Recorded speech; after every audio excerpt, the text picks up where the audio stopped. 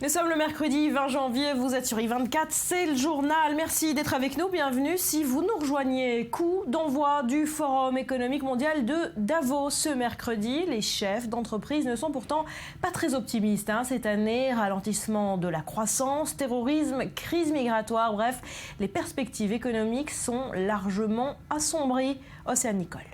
Le Forum économique mondial de Davos est lancé. Pendant 3 jours, près de 2500 participants sont réunis en Suisse. Des chefs d'État, des ministres, des dirigeants d'entreprises et même des artistes. Cette année, c'est le célèbre Leonardo DiCaprio qui a ouvert la cérémonie. L'acteur appelle les chefs d'entreprise à faire plus pour lutter contre le réchauffement climatique. Quand je regarde à travers cette pièce, je suis optimiste que notre capacité à rassembler les esprits les plus importants et influents de la planète puisse mener à une transition globale nécessaire afin de protéger à la fois notre société et notre monde naturel. Les défis qui nous attendent demandent à chacun d'entre nous d'agir. Nous le devons à nous-mêmes, mais encore plus important, nous le devons aux générations futures qui comptent sur nous. Une croissance mondiale sur la sellette, des attentats quasi quotidiens et une crise migratoire qui continue de déstabiliser l'Europe. Ce sont les problèmes les plus urgents de la planète au cœur de ce nouveau forum économique. Les 2500 participants vont débattre sur ces grands thèmes pour tenter de trouver des solutions. J'espère que vous êtes comme moi et comme tous mes collègues convaincus que notre avenir sera bien organisé s'il y a du dialogue, de la collaboration et de la coopération. Une sorte de brainstorming mondial. Le thème officiel de cette 46e édition, c'est la 4e révolution industrielle. Une révolution qui pourrait transformer l'économie mondiale. Davos, en quelques chiffres à présent, regardez, la 46e édition du Forum économique mondial va durer 4 jours avec 2500 participants, 40 chefs d'État, 14 prix Nobel, 1000 chefs d'entreprise. Et attention, le prix d'un ticket d'entrée pour les grands patrons, 27 000 $. Autre chiffre à retenir, 82% des participants sont des hommes. Et oui, enfin, la station très huppée de Davos est située à 1560 mètres d'altitude dans les Alpes suisses.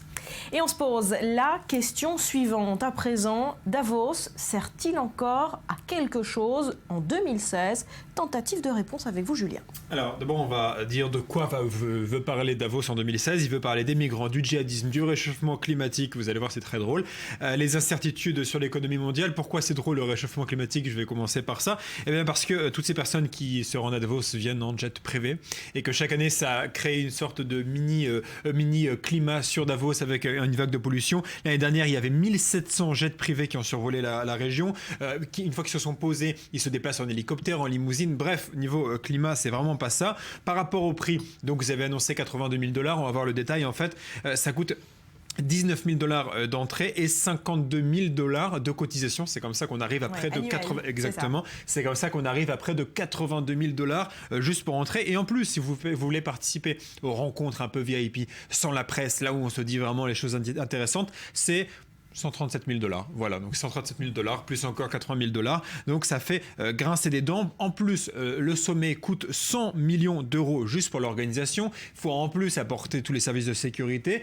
Jacques Attali, un jour, a comparé ce grand sommet à finalement une simple rencontre autour d'une machine à café où on se serre des mains et on s'échange quelques tuyaux et on rentre chez soi.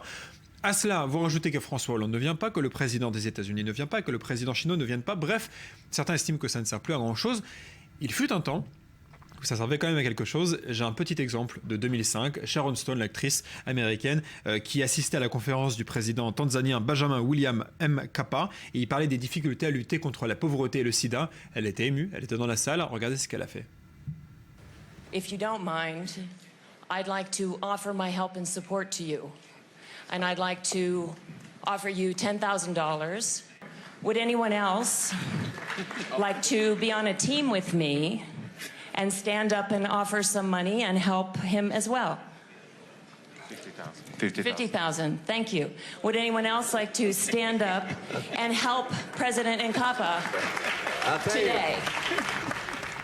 Ça fait sourire, mais elle a obtenu $1 million ce jour-là. $1 million pour lutter contre en quelques minutes, juste avec sa classe et son culot. Et son culot finalement. Alors, autre chose, vous l'avez dit, c'est la 4e révolution industrielle qui a été choisie pour thème. Et pour l'illustrer, un Coréen, il s'appelle Hubo, c'est la star du jour et c'est un robot. Oui, c'est un robot, on va voir à quoi il ressemble à l'écran. Il peut tout faire, il peut marcher, il peut parler, il peut sentir, il peut observer. Regardez, voilà, on le voit un petit peu à l'écran. C'est pas Davos, c'est dans les laboratoires. Voilà, il ouvre les portes, il sait visser, il sait faire beaucoup de choses, c'est assez impressionnant.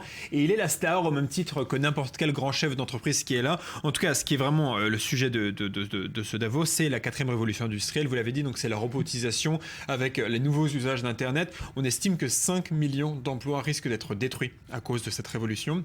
En réalité, 7 millions, mais 2 millions devraient être créés, donc on arrive à 5 millions net de destruction. Donc il y a beaucoup d'inquiétudes, notamment chez les jeunes qui ont peur d'être remplacés par les robots, notamment, on estime, dans les tâches administratives et les cols blancs.